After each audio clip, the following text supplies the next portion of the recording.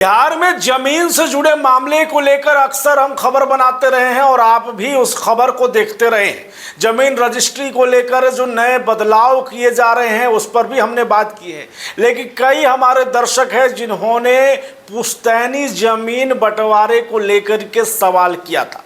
देखिए, बाप दादा परदादा की जमीन है, पुरानी जमीन है और उसके बंटवारे को लेकर सबसे बड़ी समस्या आम लोगों में है। और आपने कई दफा देखा होगा कि मारपीट की घटना, भाई भाई को खून बहाने को तैयार है और उसके पीछे कारण है पुश्तैनी जमीन, बाबा परदादा की जमीन है और उस जमीन का सही से बंटवारा नहीं हुआ है। देखिए, अगर एक ही परिवार में 4 भाई हैं और चारों अगर अपनी मर्जी से बंटवारा करते हैं तब तो ठीक ठाक स्थिति है, लेकिन उसमें कई ऐसे लोग हैं जो एक ही परिवार है या एक ही भाई है जो सभी का हक जो है वो अपने कब्जे में लेकर बैठ गया है। और अब तमाम लोग जो उनके भाई हैं उसके वो कोशिश कर रहे हैं किसी तरीके से ज़मीन का बंटवारा हो जाए सही तरीके से।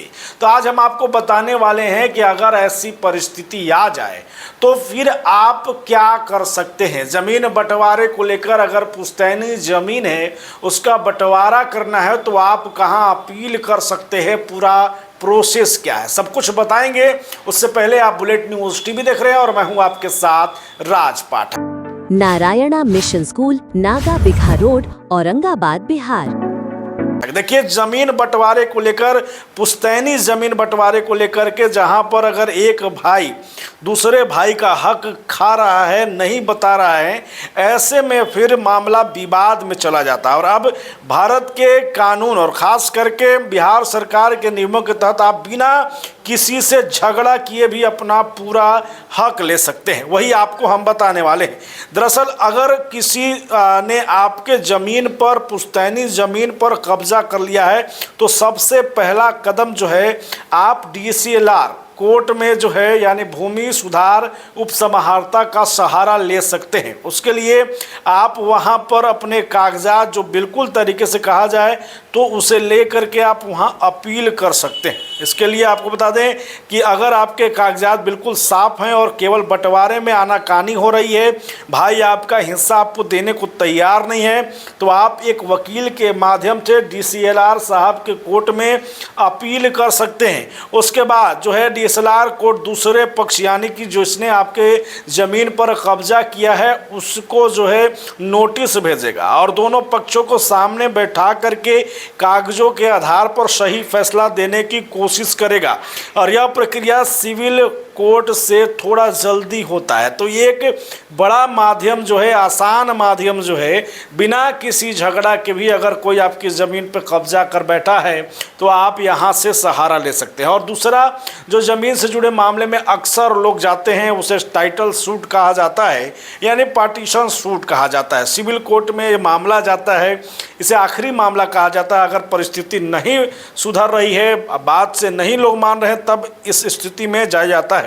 यानी कि DCLR कोर्ट में अगर बात नहीं बनती है तो फिर यह मामला जो है पार्टीशन सूट यानी कि सिविल कोर्ट में चला जाता है। इसके लिए आपको अपने जिला या अनुमंडल के सिविल कोर्ट में बंटवारावाद दायर करना होगा। इसके लिए जज साहब सभी कागज और वंशावली देखकर पहले यह तय करेंगे कि कानूनन आपका हिस्सा बनता है या नहीं। इसे प्रारंभिक डिग्री कहते हैं, यानी कि जज साहब सीधे आपके जो दावे हैं उसकी जांच करेंगे और उसके बाद जो है उस पर फैसला सुनाया जाएगा। इसके लिए अगर आप अपने ज़मीन को लेकर के अगर आप आश्वस्त हैं कि आपका हिस्सा किसी ने कब्जा कर लिया है, वहाँ आपका हिस्सा बनता है, तो कोर्ट जाने से पहले जो है आपको कुछ चीज़ें अपने पास जो है रखनी होंगी। जाहिर सी बात है कि अगर आप कोर्ट जाना चाहते हैं अपने ज़मीन से जुड़े मामले के लिए तो सबसे बड़ा सवाल कि दस्तावेज कौन कौन से आपके पास होने चाहिए। और आपको बता दें कि बंटवारा के लिए सबसे पहले आपके पास ये 4 चीज़ें होनी चाहिए, जिसमें वंशावली है, खतियान है, लगान रसीद है, या फिर यूँ कहा जाए तो फिर अपने ज़मीन का पूरा ब्यौरा है, यानी खाता खेसरा और तमाम चीज़ें आपको जो हैं वो जमा करनी होंगी। और इसके लिए आपको बता दें कि वंशावली बनाने के लिए आप अपने पंचायत के मुखिया सरपंच के माध्यम से अपने परिवार का पूरा ब्यौरा दे करके, आपके वंशजों का नाम, अपना वारिस का नाम दे करके आप वंशावली तैयार करा सकते हैं। वहीं पर जो खतियान है उसके लिए पुश्तैनी ज़मीन का जो रिकॉर्ड्स ऑफ राइट्स है यानी खतियान है उसे, या फिर ख़रीदी हुई कोई केवाला है तो उसकी एक सर्टिफाइड कॉपी आपके पास होनी चाहिए। वहीं अगर बता दें तो फिर ज़मीन की जो अंतिम कटी हुई रसीद है जिसको लगान रसीद कहते हैं, अगर आपके दादा ने भी कटवाया हो तो वो रसीद आपके पास होना चाहिए।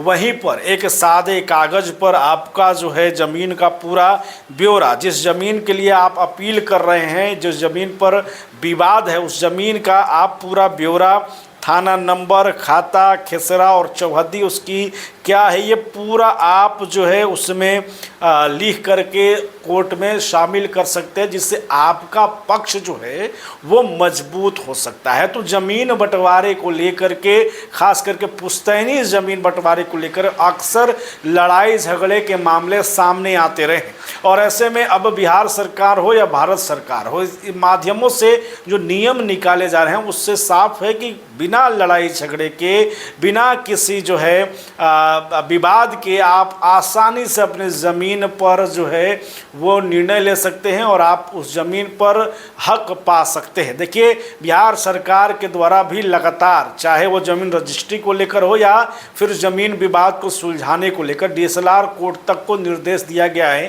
कि जितना ज़्यादा हो सके जल्दी से जल्दी जो है कम सुनवाई में इसको ख़त्म करिए, विवाद को ख़त्म करिए, मामले को सलटाइए। तो एक अच्छा मौका भी है। तो अगर ज़मीन में, खास करके ज़मीन बंटवारे को लेकर अगर आपकी समस्या है तो आप ये रास्ते अपना सकते हैं। आप लगातार हमारे साथ बने रहिए, ज़मीन से जुड़े कोई भी समस्या पर अपडेट जरूर दें।